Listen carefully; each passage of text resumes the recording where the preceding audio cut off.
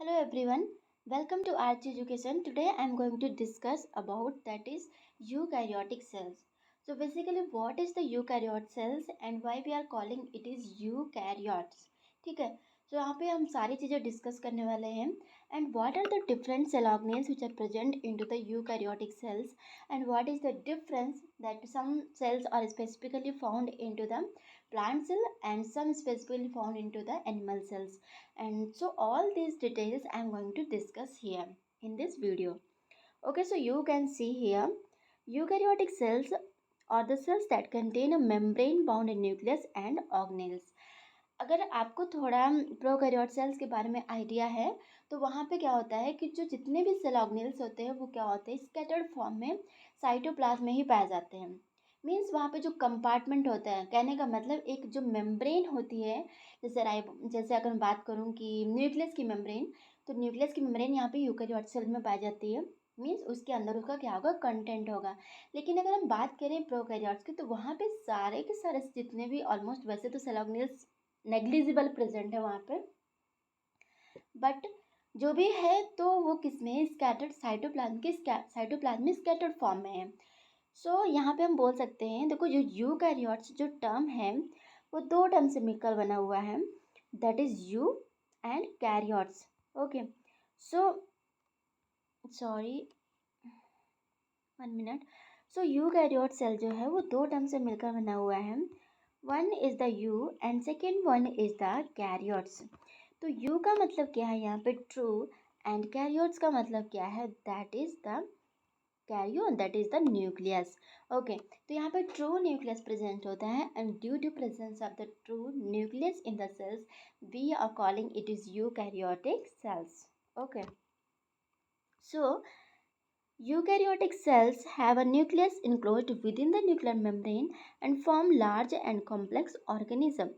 And बात आती है कि यूकैरियोटिक सेल्स में कौन कौन से ऑर्गेनिजम्स आते हैं. ठीक है, मीन्स इसके अंदर कौन कौन सी जो भी डिफरेंट थिंग्स है वो आती हैं. तो यहाँ पे देखो, एक तो है protozoa, then fungi, then plants and then animals. So these all means 4 or 5 groups are considered under the eukaryotic cells. Okay, they maintain the different environments in a single cell that allows them to carry out various metabolic reactions. यहाँ पे क्या होता है eukaryotic cell में, अगर suppose कोई cell है, अगर हम बात करते हैं सेल की, जो सपोज मैंने माइटोकॉन्ड्रिया की सेल लिया, तो वहाँ पे क्या है, एक ही सेल में डिफरेंट डिफरेंट इन्वायरमेंट्स हो सकते हैं. अब ये बात आती है कि डिफरेंट डिफरेंट इन्वायरमेंट, कहने का मतलब है एक ही सेल में किसी जगह पे क्या होगा, एसिडिक पीएच होगा, किसी जगह पे क्या होगा, बेसिक पीएच होगा, किसी जगह पे क्या होगा, न्यूट्रल पीएच होगा. It's depends on the whatever the reactions or whatever the metabolic process is going on that particular place in the individual cells. So यहाँ पे क्या होता है कि जो यूकैरियोट्स है वो अपनी सिंगल सेल में डिफरेंट डिफरेंट इन्वायरमेंट्स को मेंटेन करके रख सकते हैं to carry out the different metabolic reactions. Okay, this helps them to grow many times larger than the prokaryotic cells. और ये जो है ना, जो यूकैरियोटिक सेल्स है वो क्या होती है, प्रोकैरियोटिक सेल्स से बहुत ही लार्ज होती है और यहाँ पे इजीली ग्रो कर सकती है. So moving to the next slides and characteristics of the eukaryotic cells. तो कैरेक्टरिस्टिक्स में अगर हम बात करें तो कहने का मतलब है कौन कौन से सेल ऑर्गेनेल्स प्रेजेंट होते हैं. ठीक है, तो यहाँ पे देखो सबसे पहले क्या होगा, न्यूक्लियस इनक्लोज्ड. ओके, यहाँ पे क्या होगा, nucleus.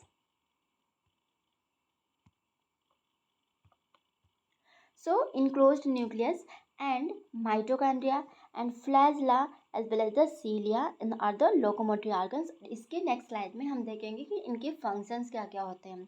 So you just notice that what are the different cell organelles are present in this time. तो और दूसरा क्या होगा, यहाँ पे सेल वॉल, अगर प्लांट सेल है तो क्या होगा, सेल वॉल भी प्रेजेंट होगी, और अगर एनिमल सेल होगा so you have to remember that cell walls will be absent. Cells divide by the process called as the mitosis. Mitosis और मियोसिस दो सेल डिवीजन के जो मीन्स जो डिवीजन है वो क्या है, दो टाइप्स है माइटोसिस एंड मियोसिस। माइटोसिस जो होता है वो क्या होता है, जनरली सोमैटिक सेल्स में होता है। तो क्या फिर जनरल सेल्स में नहीं होता? नहीं, ऐसा नहीं है। बट जो डिवाइड होते हैं सोमैटिक सेल्स वो किससे होते हैं? माइटोसिस से, और वी कैन से, ठीक है, by the mitosis methods. And अगर हम बात करें मियोसिस की तो वो किस में होता है? जर्मिनल सेल्स में होता है। The eukaryotic cells contain the cytoskeletal structure. इसके अलावा यूकैरियोटिक सेल्स में क्या होता है? Cytoskeletal structure. साइटोस्केलेटल स्ट्रक्चर जो होते हैं वो क्या होते हैं? वो क्या करते हैं? हमारी सेल की जो शेप होती है उसको मेंटेन करते हैं। जैसे अगर मैं यहाँ पे बात करूँ, माइक्रोट्यूब्यूल्स है, माइक्रोफिलामेंट है, इंटरमीडिएट फिलामेंट है, these are the different types of the cytoskeletal structure which are going to which are done which are doing different types of the work like microtubules क्या करते हैं? तो मोटर प्रोटीन्स होते हैं वहाँ पे जो कि क्या करते हैं, means different different cargo proteins, cargo और प्रोटीन्स को लेकर क्या करते हैं वहाँ पे एक सेल ऑर्गेनेल से दूसरे सेल ऑर्गेनेल में ट्रांसफर करते हैं, ठीक है। सो यहाँ पर डिफरेंट डिफरेंट, इसके अलावा जो मेन चीज़ है, मेन थिंग है यहाँ पे, you have to remember that single, यहाँ पे क्या होगा, अगर न्यूक्लियस है तो न्यूक्लियस में क्या होगा? जीनोम प्रेजेंट होगा, और वो जीनोम जो होता है वो कैसा होता है? Single linear, and you have to remember that is double standard which carries the genetic information. जिसके पास क्या होती है? जेनेटिक इन्फॉर्मेशन होती है। किस फॉर्म में होती है? तो यहाँ पे क्या होता है? जेनेटिक इन्फॉर्मेशन जो होती है वो किस फॉर्म में होती है? कोडोन के फॉर्म में होती है, ट्रिपलेट कोड के फॉर्म पे होती है, ठीक। Okay, so moving to the next slides, and you can see the hair structure of the different cell organelles, and this is very important structure.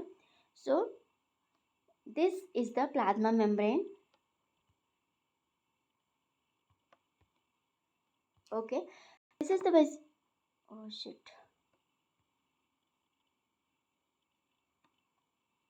This is basically plasma membrane. This is the plasma membrane. You can see here somewhere it is written. Sorry, it is not written, but we have to see. Okay, so outer covering, this is the plasma membrane, and if it is plant cell, then here it will be present, that is the cell wall. Okay, then okay, here then this is the cytoplasmic membrane. This is also called as the plasma membrane. Then you can see that is endoplasmic reticulum, and endoplasmic reticulum, you know that are the two types. That if ribosomes will present on the surface of the endoplasmic reticulum, then it is called as the rough endoplasmic reticulum. Okay, RER. If it is ribosomes structure will be absent into the surface of the endoplasmic reticulum, then it is also called as the, that is SCR, smooth endoplasmic reticulum. Okay, so ribosomes are also present here in the form of the droplets, and here you can see nucleus. This is the center or main structure in the cell, in the animal cell, and you can see this is the nucleus. और nucleus के अंदर क्या होता है? Nucleus के अंदर क्या होता है? जीनोम, हमारा डीएनए प्रेजेंट होता है, और यहाँ पे क्या है? ये न्यूक्लियोलस, ठीक है, न्यूक्लियोलस। एंड आपको पता है जो प्रोटीन सिंथेसिस होती है वो किस में होती है? राइबोसोम्स में। चूँकि I am going to discuss in the next slide that is functions of the different organelles, so you have to see the structure, what should be present और what will be not present. Okay, then in that center of the nucleus structure is present, that is called nucleolus. Then this is the nuclear membrane, and you know nuclear membrane is the discontinuous. Why it is discontinuous? Because nuclear membrane have the different types of the pores, and that is called as the nuclear pores. Okay, nuclear pores का roles क्या होता है? देखो यहाँ पे जब क्या होता है, कोई भी चीज़, मीन्स अगर कोई चीज़ न्यूक्लियस में बन रही है, कोई भी प्रोटीन है, अगर वो न्यूक्लियस में बन रही है, कहीं भी बन रही है, तो अगर और कोई चीज़ कोई प्रोटीन है जो साइटोप्लाज्म में बन रही है, तो उसके लिए ट्रांसपोर्ट करने के लिए वो क्या होते हैं? न्यूक्लियर पोर्स यहाँ पे प्रेजेंट होते हैं. नेक्स्ट बात आती है गोल्जी बॉडी. तो गोल्जी बॉडी भी प्रेजेंट होता है, और गोल्जी बॉडी में क्या होता है? ग्लाइकोसाइलेशन. ग्लाइकोसाइलेशन क्या होता है? Modifications of the different of the proteins. जैसे कि उसमें किस क्या करना है? कार्बोहाइड्रेट ऐड करना है मेनली. अगर हम ग्लाइकोसाइलेशन की बात करें तो गोल्जी बॉडी में क्या होता है? एन लिंक्ड ग्लाइकोसाइलेशन होता है, ठीक है. Then you know cytoplasm. Cytoplasm जो होता है वो क्या होता है? सेमी सॉलिड, और we can say semi solid और we can say in the liquid form it is streaming. ये क्या होता है, साइटोप्लाज्म में जो भी कंटेंट होता है ना वो कैसा होता है, डायनेमिक होता है। और ये किस पे होता है, सेमी सॉलिड फॉर्म में होता है, जो भी कंटेंट प्रेजेंट होता है यहाँ पे, ठीक है। And then you have to know the mitochondria should be present. Mitochondria is the powerhouse of the cell which is going to produce or which is going to make that is ATP. और आपको पता होगा जब plant में कोई भी means जो electron transport system है, इलेक्ट्रॉन ट्रांसपोर्ट जो चैन है वो किस में चलती है, मैट्रिक्स ऑफ द माइटोकॉन्ड्रिया में ही होती है। लिंक रिएक्शन जो होता है सिट्रिक एसिड साइकिल वो भी किस में होता है, माइटोकॉन्ड्रिया में। इसके अलावा ग्लाइकोलाइसिस किस में होता है, साइटोप्लाज्म में होता है। So these are the different metabolic reactions which are going to in the different of the cell organelles. अगर हम बात करें क्लोरोप्लास्ट में तो यहाँ पे क्या होगा, फोटोसिंथेसिस होता है। And it is chloroplast are the different types like leucoplast, chromoplast as well as the myeloplast. There are the so many types, or we can say so many variant forms of the chloroplast. Okay, so these are the different structures and these are the roles of these different cell organelles which I am going to discuss in the okay. So plasma membrane, सबसे पहली बात आती है कि plasma membrane क्यों होती है। So plasma membrane separate the cell from the outside the environment. जब कोई सेल होगी और सेल में क्या होगा, क्योंकि ऐसा तो है नहीं कि सिर्फ एक सेल बॉडी में प्रेजेंट है, बहुत सारी सेल प्रेजेंट है, तो एक सेल्स को दूसरे सेल से डिफ्रेंशिएट करने के लिए प्लाज्मा मेम्ब्रेन प्रेजेंट होती है, ठीक है। It is comprise of the specific embedded proteins. और प्लाज्मा मेम्ब्रेन में आपको पता ही होगा किसकी बनी होती है, मेनली लिपिड प्लस प्रोटीन्स की बनी होती है, ठीक है। लिपिड वो भी कैसा होगा, बाई लेयर होती है, ठीक है। लिपिड जो होती है बाई लेयर होती है। और यहाँ पे क्या होते हैं, लिपिड में दो पार्ट होते हैं, that is hydrophobic as well as the hydrophilic, ठीक है। जो टेल वाला पार्ट होता है वो कैसा होता है, हाइड्रोफोबिक होता है।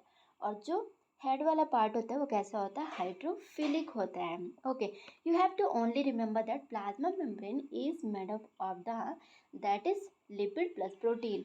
और अगर मेन इसको देखना है कि प्लाज्मा मेम्ब्रेन का स्ट्रक्चर कैसा होता है, so you have to study about the fluid mosaic model which is highly accepted model for the plasma membrane structure. Okay, then next बात आती है cell wall. If it is a plant cell, then plant cell having the cell wall. और cell wall जो होती है वो क्या करती है, वो rigid structure provide करती है। देखो जैसे हम एनिमल्स की बात करूँ या फिर हम जितने भी मीन्स जिसमें क्या होता है, प्लाज्मा मेम्ब्रेन होती है, सेल वॉल नहीं होती। तो गॉड ने जो क्रिएटिविटी की है एनिमल सेल को और प्लांट सेल को दोनों को बहुत ही स्पेसिफिकली किया है।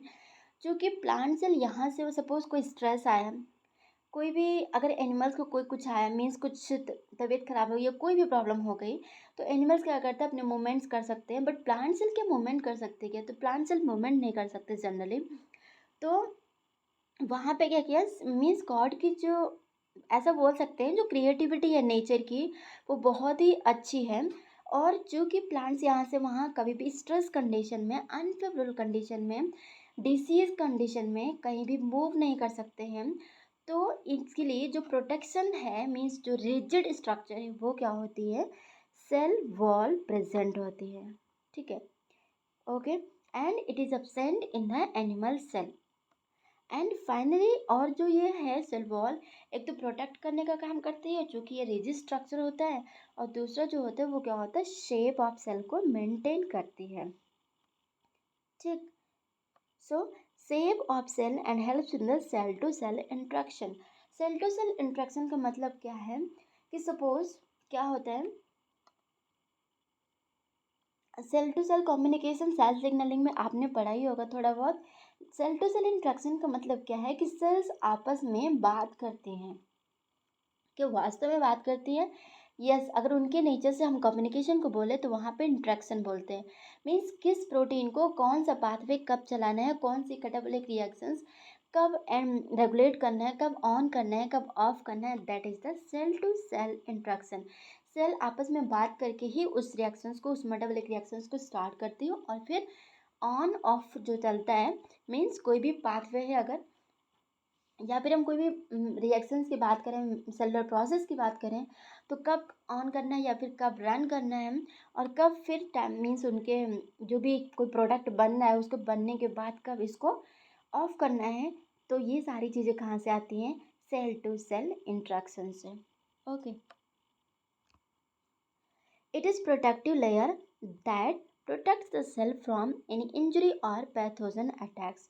It is composed of the cellulose, hemicellulose, pectins as well as the proteins. Okay. So and next structure will be here cytoskeleton. So cytoskeleton जो होते हैं वो मेनली 3 टाइप्स के होते हैं। कौन कौन से होते हैं? तो सबसे पहले बात आती है, देखो, माइक्रोफिलामेंट्स। देन माइक्रोफिलामेंट्स के बाद अगर हम बात करें तो यहाँ पे प्रेजेंट होते हैं intermediate filament as well as the microtubules. All are the basically very important structure which is which are very specific in their function। जैसे हम इंटरमीडिएट फिलामेंट की बात करें तो क्या होता है, किस में हेल्प करता है? जैसे न्यूक्लियर लैमिन है, ठीक है, तो ये क्या होता है? इंटरमीडिएट फिलामेंट होता है। तो किस में हेल्प करता है? स्ट्रक्चर को मेंटेन करने में हेल्प करता है। लेकिन अगर हम माइक्रोट्यूब्यूल्स की बात करें तो ट्यूबुलिन प्रोटीन्स के बने होते हैं, और जो ट्यूबुलिन प्रोटीन्स को तो ये क्या करते हैं? कार्गो प्रोटीन्स का कार्गो, और वी कैन से कार्गो तो एक जनरल वर्ड है, मीन्स वो प्रोटीन भी हो सकता है, कार्बोहाइड्रेट भी हो सकता है, बट प्रोटीन्स का ट्रांसपोर्टेशन में यूज़ होते हैं कौन? माइक्रोट्यूब्यूल्स। अब बात आती है नेक्स्ट जो कि माइक्रोफिलामेंट। तो यहाँ पे जो माइक्रोफिलामेंट होते हैं वो किस में हेल्प करते हैं? That is the muscle contraction में। एक्टिन और मायोसिन आपने सुन रखा होगा, ठीक है।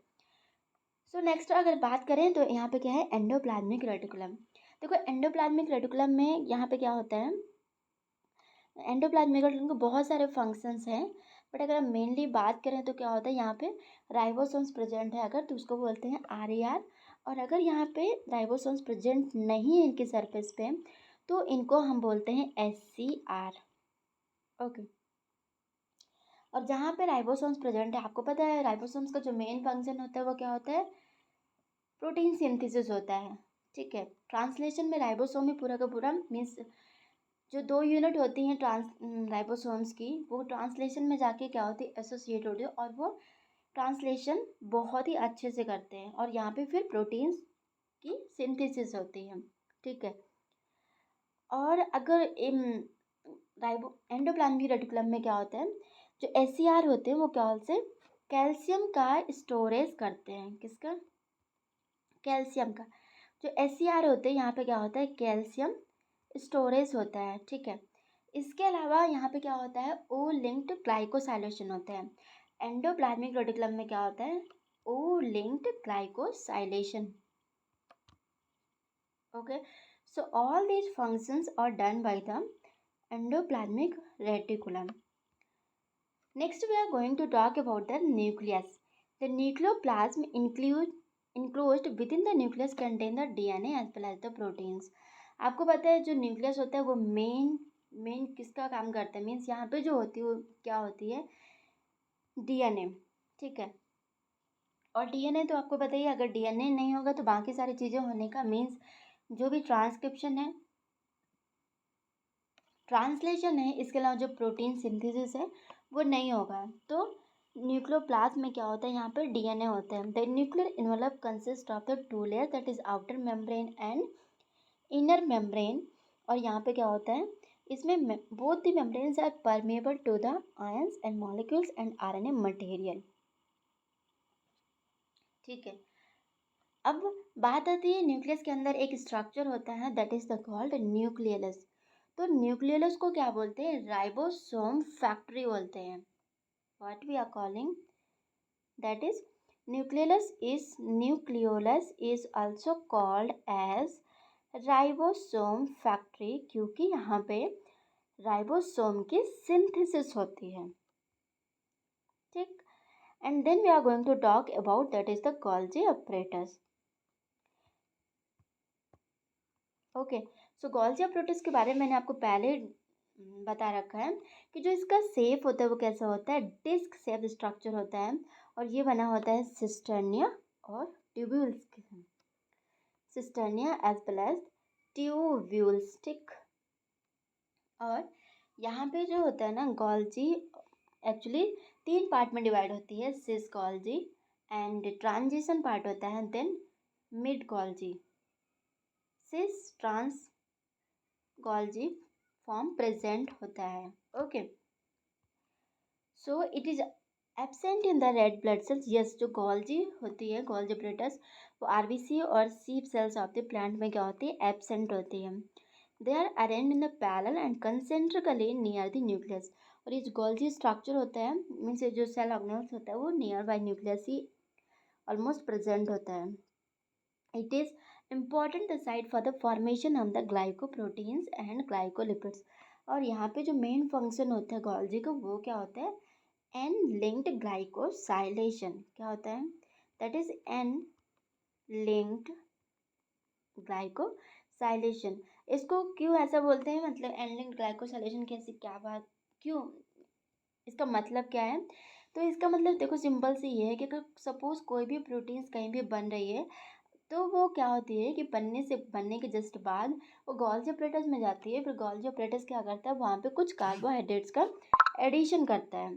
ठीक है, जब वो कार्बोहाइड्रेट, जैसे कि नाम से ही लग रहा है, देखो N linked glycosylation. Glycosylation term ही क्या बोलते हैं, something is the just like a sugar. ठीक है, तो यहाँ पे क्या होता है, कुछ मॉडिफिकेशंस होते हैं और देन उसके बाद क्या होते हैं, प्रोटीन्स का ट्रांसपोर्टेशन होता है।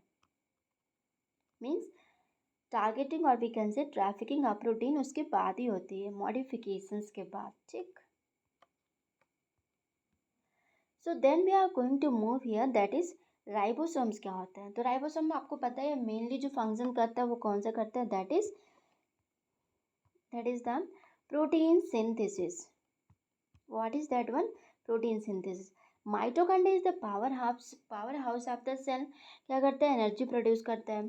कौन कौन सी रिएक्शंस होती हैं, तो आपको पता है जितने भी मेटाबॉलिक रिएक्शंस है ऑलमोस्ट, जैसे कि सिट्रिक एसिड साइकिल है, इसके अलावा इलेक्ट्रॉन ट्रांसपोर्ट चैन है, वो सब भी यहीं पे ही क्या होते हैं, मैट्रिक्स ऑफ लिंक रिएक्शंस है, जो कि ग्लाइकोलाइसिस और सिट्रिक एसिड साइकिल को क्या करती है, ज्वाइन करती है।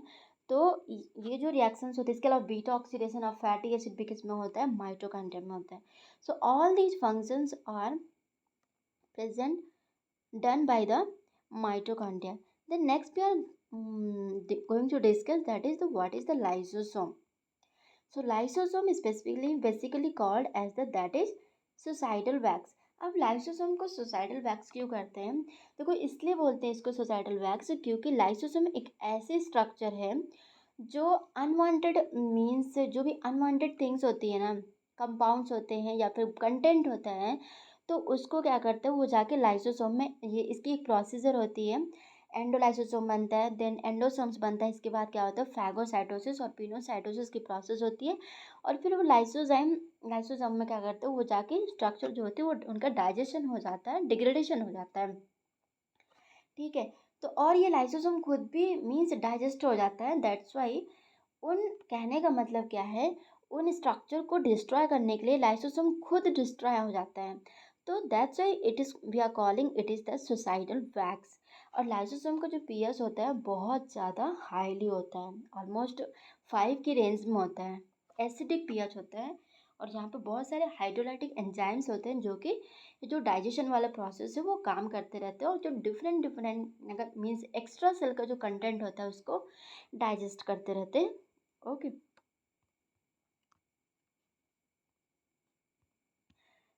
सो last, that is last cell organelle, that is plastids. अब जो प्लास्टिड होता है ये तो सिर्फ प्लांट सेल्स में प्रेजेंट होता है। प्लास्टिड कहने का मतलब यहाँ पे डिफरेंट डिफरेंट, प्लास्टिड तो एक कॉमन वर्ड हो गया, कहने का मतलब यहाँ पे डिफरेंट डिफरेंट टाइप के पिगमेंट्स प्रेजेंट होते हैं, दैट इज द क्लोरोप्लास्ट, जिसमें कैसा होगा, ग्रीन पिगमेंट होगा, जो कि mainly responsible for the photosynthesis. और क्रोमोप्लास्ट होता है जो कि क्या करता है, पिगमेंट जैसे कैरोटीन सिंथेसिस, जैसे red orange, all the pigments is done by the given by the chromoplast. इसके अलावा ल्यूकोप्लास्ट होता है जो कि किसके लिए रिस्पॉन्सिबल होते हैं, store oils as well as the fats. Okay, so these all the functions are done by the different of the cell organelles, and these are the important cell organelles of the eukaryotic cells. So this, I think this video is helpful for you. If you like this video, Please hit like button and get subscribe my channel and share with your friends. Thank you so much guys. Thank you so much everyone.